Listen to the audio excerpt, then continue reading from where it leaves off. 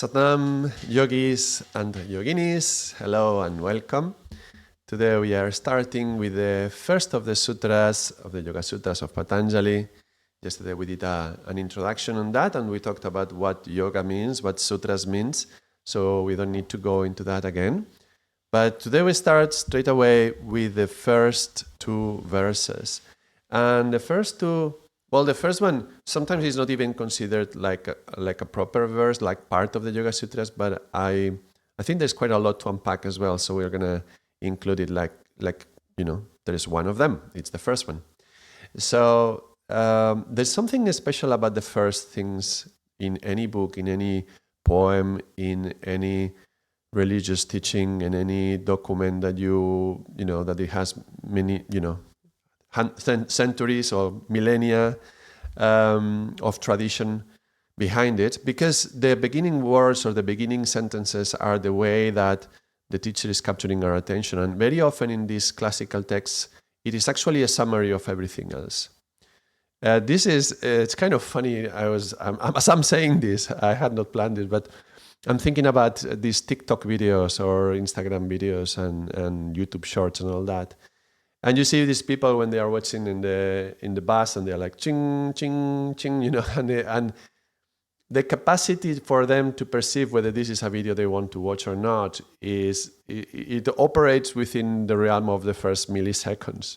So the first less than a second of the video is gonna tell me if I want to watch the video or not. Okay. So in the same way, in many texts, the first lines are gonna tell us, is this something for me or not? So this is kind of like the hook that is going to capture you. So the first lines of the Yoga Sutras are going to telling us, listen well, because this is important for you. So you may want to hear this, no? And then you are going to skip, but then you don't skip, and then you stay. No? So that's the hook of the Yoga Sutras will be these first two lines. And in a way, particularly 1.2, we will see that it contains the essence of the whole Yoga Sutras. I mentioned yesterday in the introduction in the previous video how one of the incredible capacities of Patanjali, something that is remarkable of what he did, is that he synthesized all those other teachings that were already floating around, many traditions, many schools. He integrated them, synthesized them into a very short form, and I call this a compression. He applied a compression model to everything that was around at that time. Well, if we take the Yoga Sutras as a compression of the whole, and if we compress the whole of the Yoga Sutras even more, then we come up with this one line, the 1.2. We will go into this in a moment. So today we're going to see basically what the seed of everything else that will become. In numbers, we are studying also numbers in parallel, in Karam Kriya. Numbers, the number one is the soul, but number one is also the seed of the tree. The seed of the tree is like the soul of the tree.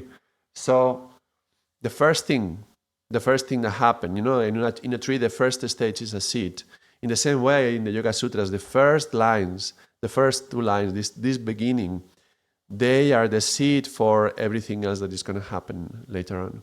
So we're going to read those seeds and try to have a feeling for what it could be compacting within it. Yeah, what's the genetics of this seed? What is contained within this description of this seed? Because later on, as we progress further, as we go along the Yoga Sutras, we will see how that seed starts manifesting into many, many different things. And now I'm just thinking of the Sikh Dharma, the Sri Guru Granth Sahib, the holy book for the Sikhs. You can take the whole book and you can compress it, the essence of the whole book. You can find it compressed in the first poem, which is the Japji Sahib by Guru Nanak, the first Guru, right? So number one, Guru, the first poem, Japji Sahib. And if you take the whole poem and you compress it even further, then you find the first line of the poem, that's the first mantra, and that's Mul Mantra. Ekonkar Satnam Kartapurak Nirvo Nirvera Kalmurat Ajuni Sevangur Prasajap Atsa Jugatsa Hevi Satsana Visaj, which is the line that Guru Nanak said when he got liberated, and I'm not sure enlightened or liberated, but when he had that experience in the river. If you don't know about it, you can find more about this on my channel. And that experience and that mantra would be the seed of everything that would come later, and the whole extended collection of poems and sayings by the gurus and other saints, it's not just gurus but other saints, would come out of this seed. So very interesting that this Mool mantra contains the seed that encapsulates the whole of the Japji Sahib. Japji Sahib encapsulates the whole of the Sri Guru Granth Sahib. And I have a course on the Mool mantra. If you haven't watched it, I found it quite revealing to go word by word of this one mantra. And we would dedicate, I don't know, half an hour to an hour on just one word and just meditate upon it, chant it, and what does it mean, what could it be inside, and realizing that actually every word contains the essence of 10 human virtues and 10 universal principles that we can align ourselves to live a life of purpose and to feel satisfied and fulfilled and liberate ourselves. So that's to say that this first line is very important. So now we're going to go to the Yoga Sutras and we're going to read this first line. The way I'm going to be doing it, I have a wonderful book, and I will put it in the how do you say that? Not the comments, but in the description of the video below. I will add it to the video when this video. Well, let me just say this. I'm recording all these videos live stream. So if you can connect live, you can interact with me, you can talk to me in the chat, and I'm happy to have a conversation as well. And then these videos, I edit them a little bit, and then I put them in the channel like a separate video, part of the course. And in that video, I will put underneath the names of the books that I'm going to be referring to. The main book that I will be working with is this one, The Unadorned Thread of Yoga, the Yoga Sutras of Patanjali in English. Let me see.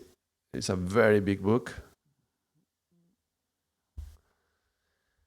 by Salvatore Zambito. And this is a jewel. It's an incredible resource. It's a big book that contains a comparative study of the different translations of the Yoga Sutras. I mentioned yesterday that the sutra is just like an adorned thread. It's like an adorned thread. It's a thread for a necklace where you can put different beads, and every bead is like a bit of wisdom. So this is created in a way that you would have a teacher to interpret this for you, to give you an explanation, to give you metaphors and stories and explain the symbolism behind. So because it's so highly interpretable, there's been hundreds probably of translations and commentaries on the Yoga Sutras. So Salvatore Zambito has done an incredible job of putting together a number of them and comparing them. So I'm going to be highly recommending this book if you can get it. And I will show some sections of it so that we can see what is there. And here there is a number of, for example, this is the number one. Let me see, like this. We will read both things. We'll read this and then we will see what is this. And but let me explain. This is different translations. So here we have 12 different translations. Out of these, the three that I'm going to pay more special attention for myself are these three. These are the three that I generally look more. This is Gyaneshvara, which I have.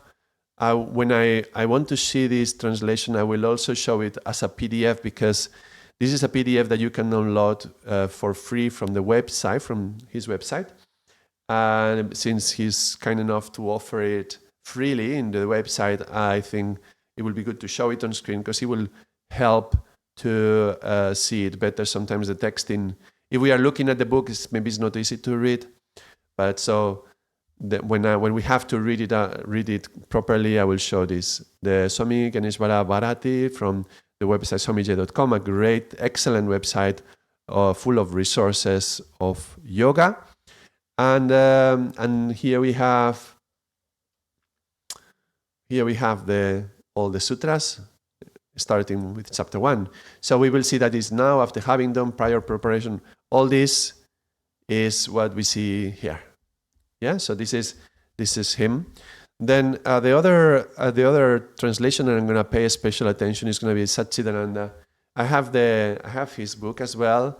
I absolutely love this little book. It's fantastic. Little is endearing. More is not to remove weight or value, because it's a very valuable resource. This was my first translation that I read. And I love the way he uses some of the examples, and I do have some comments and things written on this one to help me understand it. And so I definitely recommend this translation very well. But also it might be worth mentioning also Vivekananda, since he became such an important teacher in the West, since we could say that probably he was the one who opened up the passage of wisdom between the East and the West. So Vivekananda is something that I'm going to also pay special attention. But there's Alice Bailey, and there's a lot of very good translations here. So when we look at them, we may check to see if there is anyone who's saying something specifically different, something particularly revealing and different from the others. So that's going to be the right-hand side of this book. And in the left-hand side, we're going to see this is the Sanskrit. And here it says what it is, what every word means. So, but it might be difficult to read like this. So let me put the PDF. Yeah. Oh, the PDF doesn't have the Sanskrit. It's only the translation. Okay. But it has every word is the transliteration of the word. Atha Yoga Anushasanam. So this is the first 1.1. Yeah, before this, it just is the title of the first part. Remember, there is 4 parts. This is Samadhipada, then will come Sadhana, which is the practice. The first part, Samadhipada, and it's just saying, now Samadhipada. Yeah, so this is okay. So as we start the first sutra, that will be Atta Yoga Anushasanam. Atta Yoga Anushasanam. And Atta, here we have a few translations. Now, it's also sometimes he said thus, to say thus, herewith. And at this auspicious moment, at this point of transition. Okay? Yoga, to yoke, to unite, to dissolve. Samadhi, from the root of yuj. Yoga, samadhi, union, integration or blending. Anu shasanam, anu within, following here as a tradition. Shasanam is a transmission or an instruction or a teaching. So, transmission or instruction. Okay. Let me put it like this. Atta, yoga, anu, shasanam. If you need to read the transliteration to make it easier, yeah, these little words here. And the translation that Gyanis Maragis gives us is, now, after having done prior preparation through life and other practices, the study and practice of yoga begins. You can find the whole sentence here. Now, this is a good example, and the second line, look at this second line, is such a huge line. I think this is like 25 words, this is something like 18 words, and here's where we come with this compression that I was mentioning yesterday, because look, this is actually just 2 words, but how do you translate these 2 words? It has to be this. And you can see there's some descriptions that, in order to honor what is said, is so much bigger, and that's the compression ratio that I was saying before, to try to unpack what it is saying.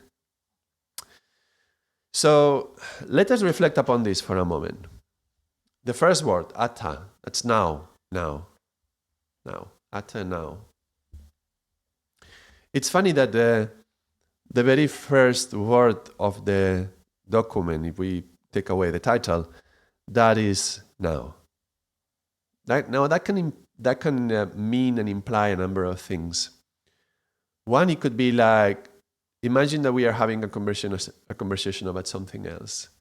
We are talking about many things. Say, well, okay, now we're going to talk about yoga.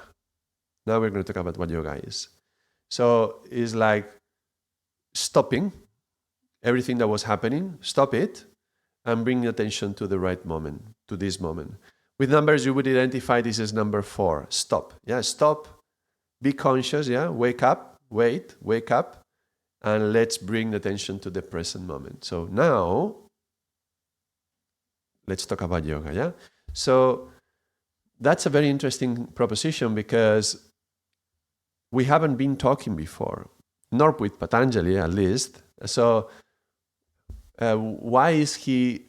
In a way, this you could see it could seem like we have been having a conversation already, and now suddenly he's telling us, wait, now let's talk about something else. But what is this inner conversation that we were having? Well, I just said it is inner. Yeah, the conversation is inside, which means that we are always talking in our heads. We are always having a constant conversation within us. And what Patanjali is saying, well, now, okay, you are talking about this in your head. Okay, that's fine. But now, let me tell you what yoga is. Now we will talk about yoga. So it's stop that inner conversation. And that's going to be very interesting because that's going to lead to the second sutra very, very closely. Yeah, to this stopping. Stop what is happening because now we have something more pressing, more important. Which is also, that's what it's implied. Now we're going to talk about this, saying that this is important, saying this is relevant, and we should pay attention to this right now.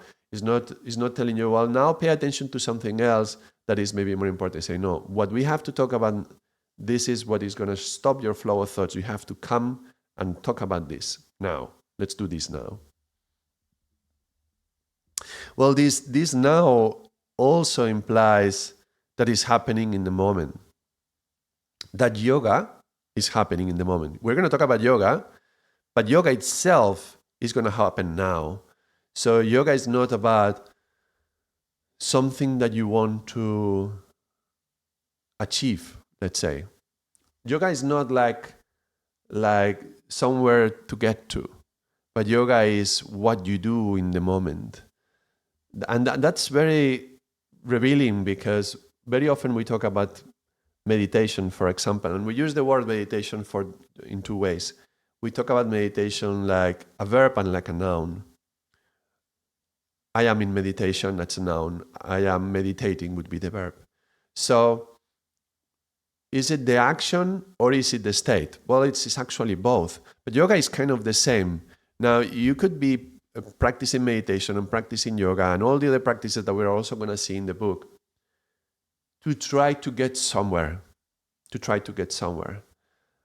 But the very first word of the Yoga Sutras is telling us, no, now. Not tomorrow, not later, not afterwards. This is happening right now. And in fact, what it is saying, what is going to come afterwards, after these words, which is going to talk about the self, it's saying that is happening right now. So if you stop, because now we're talking about this, if you stop and pay attention, in the now, you will experience yoga. You will experience what is coming. This yoga, this union, I talked about in the previous video in introduction, how is union of a number of things, but personal consciousness, universal consciousness, well, that's happening right now. And if you stop and pay attention, you may catch it. So all this, I mean, maybe I'm going too far, but I don't think so, because as I mentioned, this is a highly compressed, highly intelligent language. Compressing every word has an importance. Otherwise, Patanjali would take it off, It would not be here. It would take it out because there's no verbs almost. So why should we care about this? And especially if you see things like adjectives, because in regular day-to-day language, we very often utilize adjectives to qualify something according to something that we enjoy or we dislike, and we always like a beautiful green meadow. Well, okay, but is it really necessary to go into beautiful, or it's just a meadow? Can we just see that it's a meadow? Why do you have to say it's beautiful? And then if you imply this one is beautiful, you mean that that one is ugly? She got in all. So why should we see that one as ugly and therefore not beautiful? So adjectives are also another word that are also a kind of words that are kind of supplementing meaning to our perception of what is happening. So, most of the verbs are out, and we will have to pay attention when an adjective comes in, because it could be also very revealing. So, now what? Hatha, yoga. We already talked what yoga is. Anushasanam. Anushasanam, and let's see some of the translations would be the exposition of yoga is being made. That's what Satchidananda says, exposition. You can see here as well. Instruction, teaching, exposition. Yeah. Okay. Exposition. And when we were looking at the roots of the word, transmission, instruction, teachings, but it's also the word discipline. I think this word discipline is very, very important as well. Here you can find it in Ardaas' translation. The discipline of yoga begins, which is also at this point of transition from previous involvements. Yeah. So let's talk about the discipline of yoga. And yoga is a discipline. I believe it was. I don't know if it's in the Hatha Yoga Pradipika, which says, yoga can be done by the blind, by the deaf, by the person who is missing an arm. Anybody can do yoga except one person, one type of person, the lazy one, right? The lazy person is the only one who cannot do yoga because it requires constant effort to do it. It's a discipline. And discipline implies commitment. And we know there is 7 steps towards hell, 7 steps towards heaven. And we live our life and we don't realize how caught up we are in the mental mind games, the mind games that are trapping us into this inner hell with our own neurosis and psychosis and who knows how many other mental illnesses that are plaguing our society nowadays. Well, all it takes to change and start living a life of virtue towards this fulfillment and sense of purpose that I was mentioning before, all it takes to make this change is commitment. Consciousness and commitment. You cannot commit if you're not conscious. So the first word now is telling you consciousness, is telling you stop and be conscious. Yoga, let's talk about yoga. Yoga requires commitment and requires discipline. And discipline and commitment to what? Well, to be in the now, for starters. First of all, is something that you practice in every moment. So I very often have students who will say, well, I haven't been able to practice for the last months. They've been away for a few months, then they come back. Or you see particularly maybe a woman gets pregnant and she's going to have a baby. And we know how life changes completely in the family when there is a new baby. And very often they take this as, well, now I cannot do my yoga. That doesn't make any sense, because yoga is not something that you do, some postures, but yoga is a state of consciousness, is what you do in the now.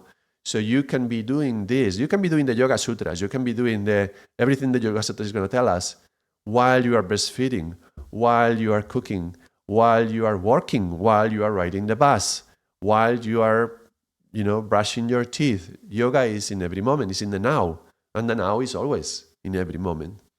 So, but that requires commitment and that requires a discipline. So all this is implied in Anushanam.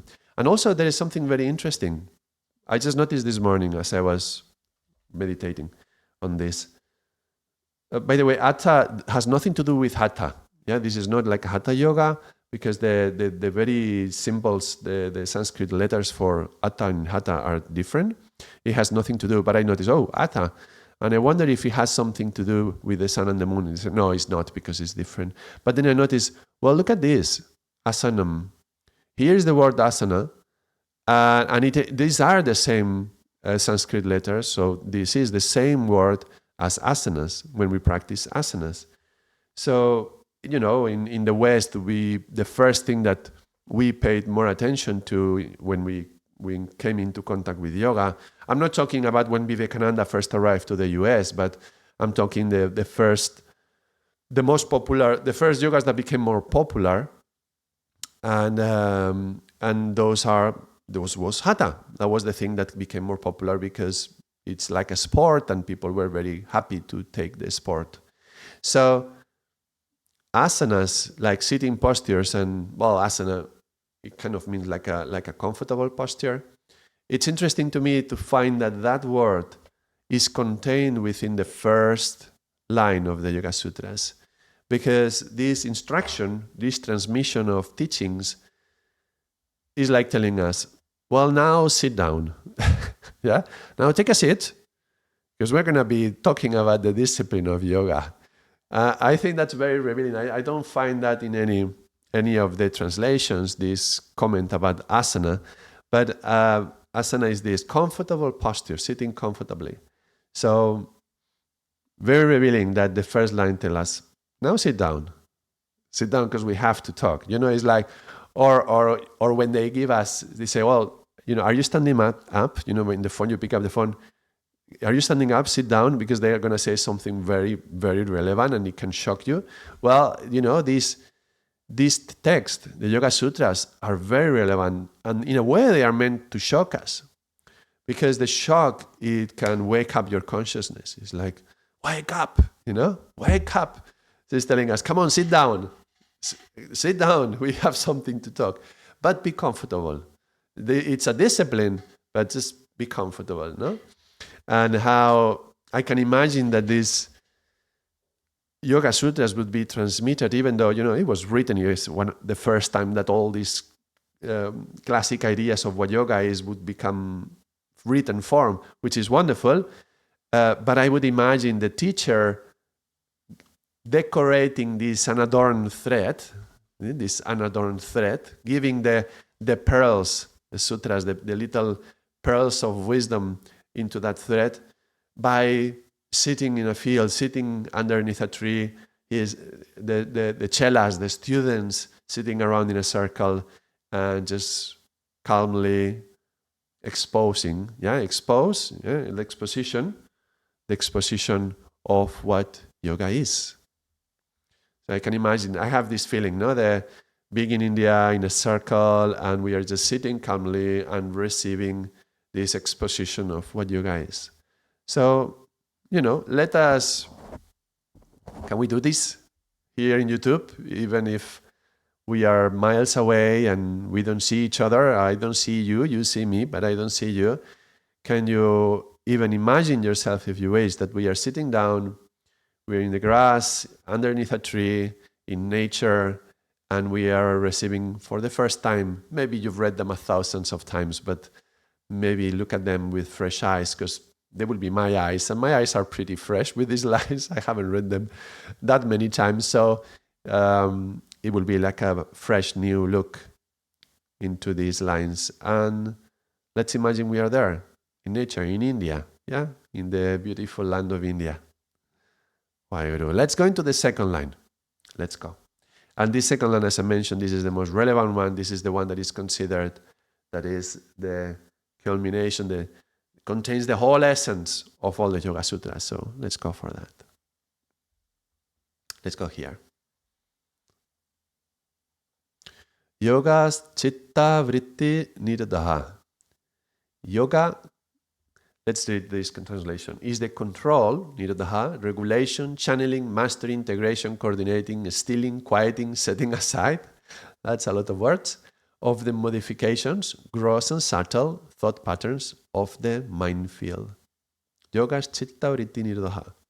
Okay, let's go to this. Yoga is Chitta Vritti Nirodha. And Chitta is translated like energy field called mind in all the aspects. We will see what this means, but it also says field of consciousness. Well, the word Chitta, the root of Chitta is Chit. And here we can see Chit as to perceive and be bright. But there's also another translation for Chit, which is consciousness. We can see this here, consciousness.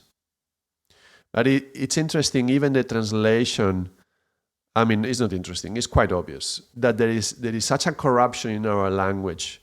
and particularly in the English language, that it's hard to talk about things because they have been intermixed.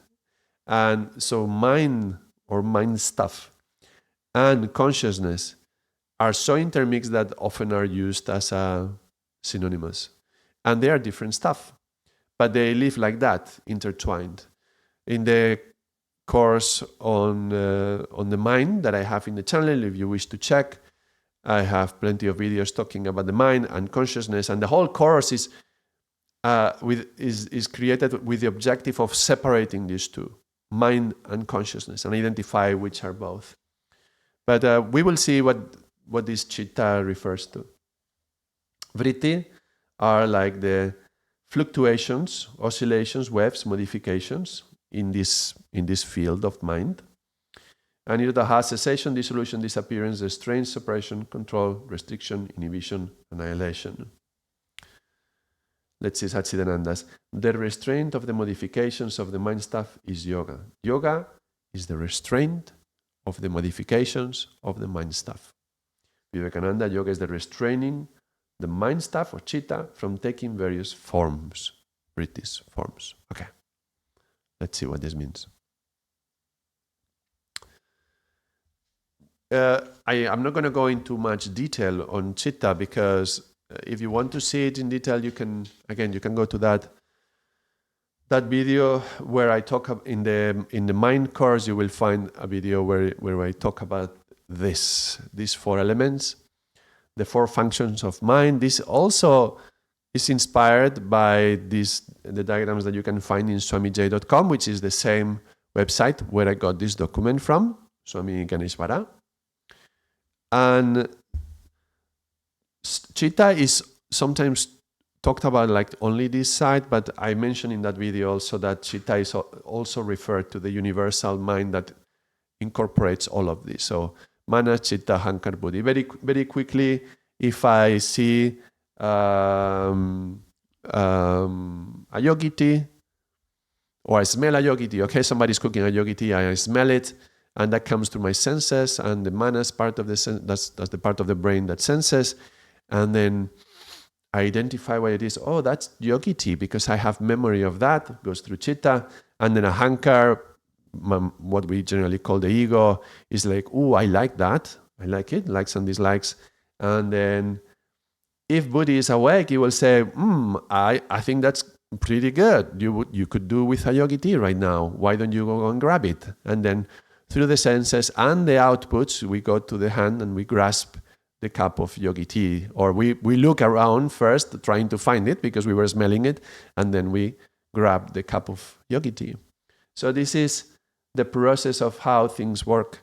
But then there is also like, we see or we hear something, and then that triggers a lot of thoughts, and there's going to be a lot of movement around here.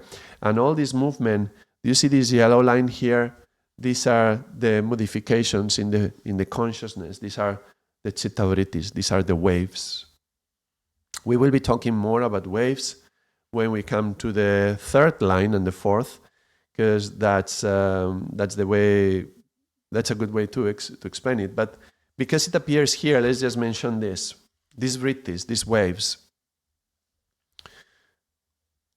Imagine that, we have, let's imagine what we are. We have an electrical charges within us. All these cells that are with electrical impulses, even our neurons, and there's all this electricity creates a sort of electromagnetism. There's some magnetic field around us.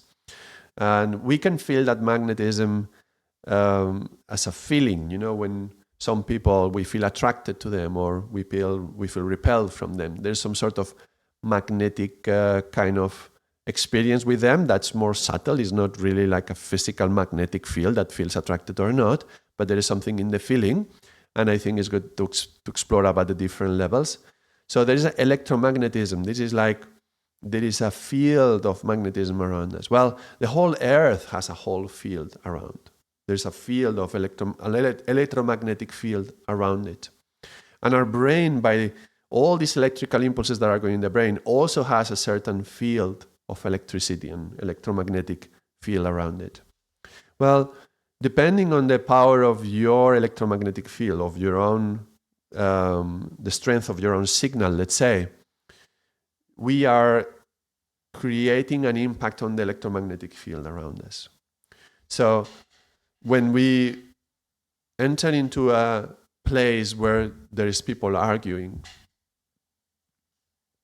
let's say you enter into a shop and there is a guy trying to buy something, but then they are arguing with the shop owner, and he's like, or let's say, oh, I bought something and this is broken, and you this is like, you took advantage of me. I just wanted to buy this. You have to return me the money. And she says, but this is open, and you forced it. And yeah, but because I tried to fix it, but it's clearly this is broken. Well, you opened it. I cannot return it now. No, you have to. So there's this argument going on. Okay. Now, these words are vibration, are sound. Yeah, sound is vibration. But also what they are thinking, particularly thoughts, they are also vibration.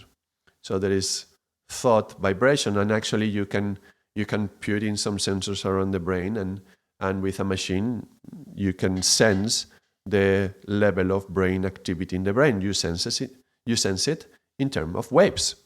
So when you look at an electroencephalogram, you measure the electrical activity of the brain, and you see waves, and they can be different amplitude, like alpha, beta, alpha, delta, all this. So these people who are arguing, they are producing very strong waves. And those waves don't stay just in their head under communication. And it's not just about sound. It's not that they are screaming necessarily. But these waves are projected all around. And you enter into the shop, and you can feel it in the environment. And if you are sensitive enough, you will feel it before you enter into the shop. There's something weird, some strange feeling. I'm coming into some strange feeling. Well, what is happening is that you are coming into a particular pattern in the mind field or electromagnetic field around. So we all have a projection into the mind field, and we have a reception of what's happening in the mind field. This is our antenna. We can receive and we can emit. And we can see we can imagine how two people having an argument have an incredible impact on the mind field around them. Yeah. And every wave will have a charge, just like electrical charges, which are positive and negative. Yeah. So these two people arguing, they will have a negative electrical charge. So they will have a negative emotions are flowing out of that, and they are impacting the mental field around. And as we are approaching it, we're going to feel that. Then if we react to that and we get angry ourselves, because there is such a thing as sympathy, and we can feel the vibration and it can awaken in us these kind of vibrations, then we are going to we may get nervous, anxious, and maybe angry as well. So maybe we want to defend one or we want to defend the other, and we get into the middle of the argument. And then that doesn't help anyone. It may increase the fire and the waves go higher. This thing about waves, when you put two waves which are the same frequency, they increase the amplitude, meaning that if we are vibrating in the same frequency, if we are having the same kind of emotion, the motion gets bigger. So by entering into the presence of these waves, it's starting to affect me. If this wakes up from my perception of this, if it wakes up some memory that I have inside of, having been to this shop and also finding something broken, or maybe I was a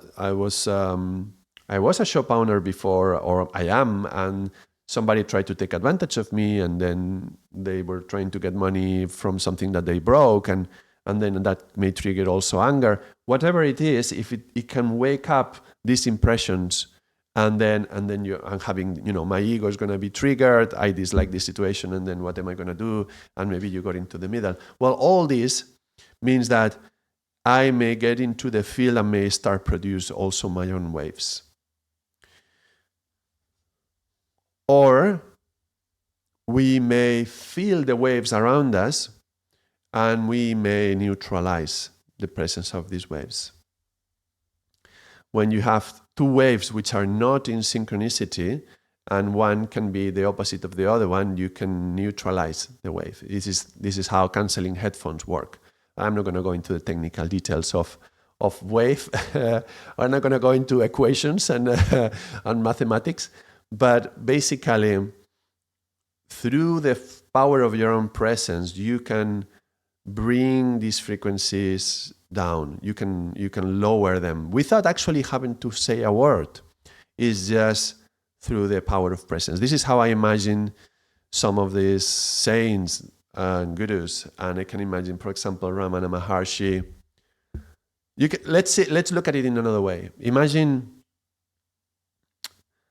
take a glass of water and take a glass of oil. And if you shake the glass of water, you can try this at home, you will see the waves of the water becoming very agitated. If you take a glass of oil and you shake it, you will see that the movement is much less.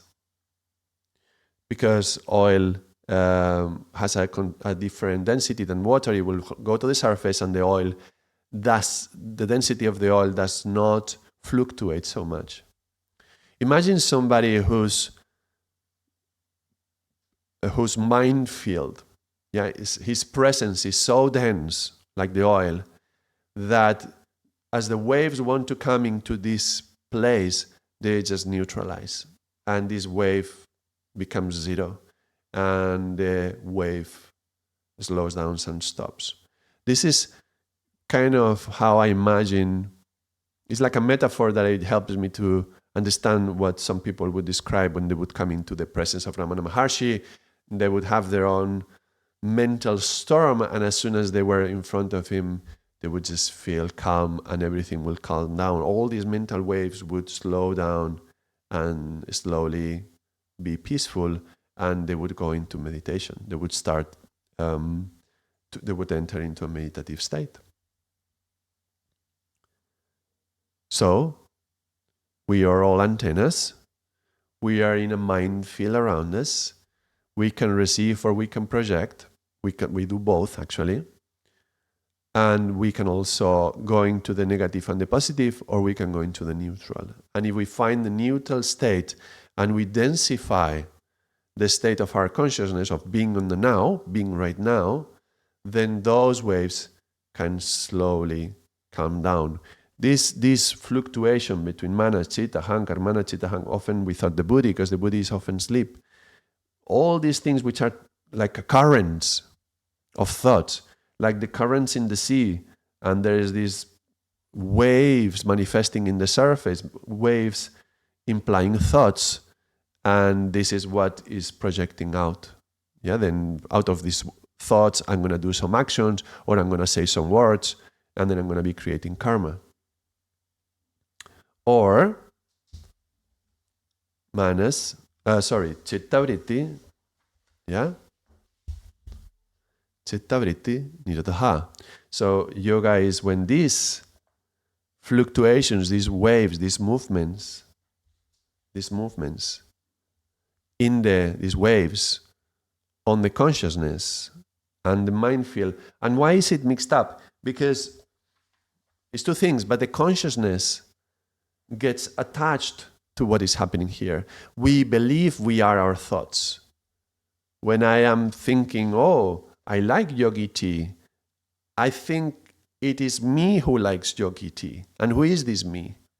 Right? So there is a sense of self which goes beyond my likes and my dislikes, beyond the ego. But when I say, I like yogi tea, that's my ego, that's not myself. And the problem is that the moment the mind talks, because we are so used to identify with it, our consciousness gets trapped. We get hypnotized by the mind, and we think we are that. That's the false sense of ego, false sense of self, the ego. So there is the mind and the consciousness are mixed up, and this will be why we call it chitta. And chitta is both consciousness, consciousness, but also the way we describe the whole complex group of these different functions, we call this sometimes chitta as well. So when this chitta, these waves are happening here, that's not it. Yoga is when we the consciousness, remember we said now, atta, we bring these waves softly, they cessate. But they don't cessate because we are stopping the mind. It's not saying yoga is stopping the mind. It's not saying yoga is suppressing the thoughts. It says when the cessation or the regulation or cessation of the waves. Doesn't mean stop the mind. It's just that if you stop all these inner currents or what's happening within, then these waves slow down and become flatter. So the stopping of the thoughts is more like a consequence, like a side effect of quieting and slowing and cessating all this inner turmoil that we go inside. All this engine that is constantly ding, ding, ding, ding, ding, ding, thinking and analyzing and calculating and reacting. And if we stop, because now, discipline, now, stop, become conscious. And as we become conscious of these fluctuations as well. And then as we look at them, the density of consciousness may get harder, stronger. This is like the oil. And then the fluctuations slowly flatten down, entering into meditative state. And we will see what this means in the following sutras. But that's basically it. Let's see if there is anything else. The restraint of the modifications of the mind stuff is yoga. Yoga is the restraining of the mind stuff from taking various forms.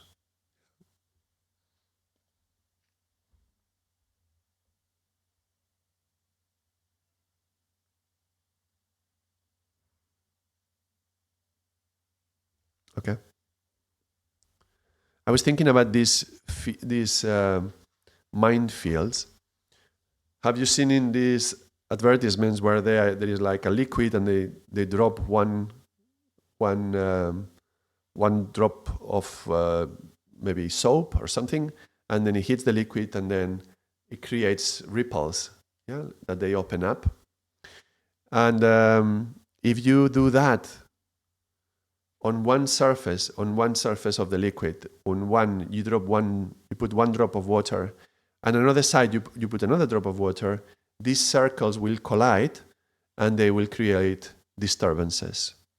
So when we are by ourselves thinking, we are creating these ripples, but we are not affecting anyone, and maybe everybody's far away, so we are not disturbed.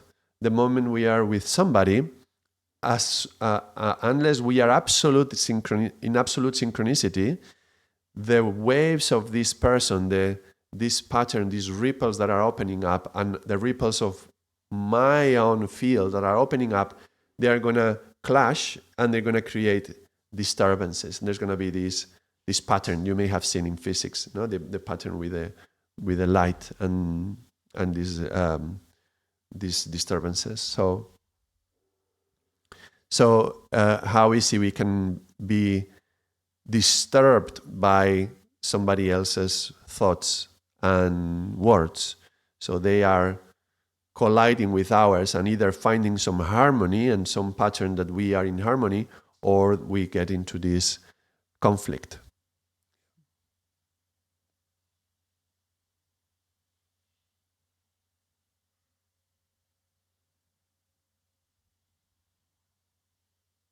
Yes, that's it. We will see more about this, about the harmonicity, and whether harmonicity doesn't exist. The harmony of waves and what happens with our waves and what happens when the waves slow down and become softer. We will see it in the following sutras. But I think for today is enough. It's been an hour. So we will stop here today. And if you are watching live tomorrow, I will do the next part, the next bit, the next sutras. But for today is great. Stay in the now. stay like oil. This Bruce Lee used to say, "Be like water, my friend." Be like water for the martial arts. I'm gonna say, "Be like oil" today. Okay, so let's be like oil, soft, and until tomorrow, Sadam.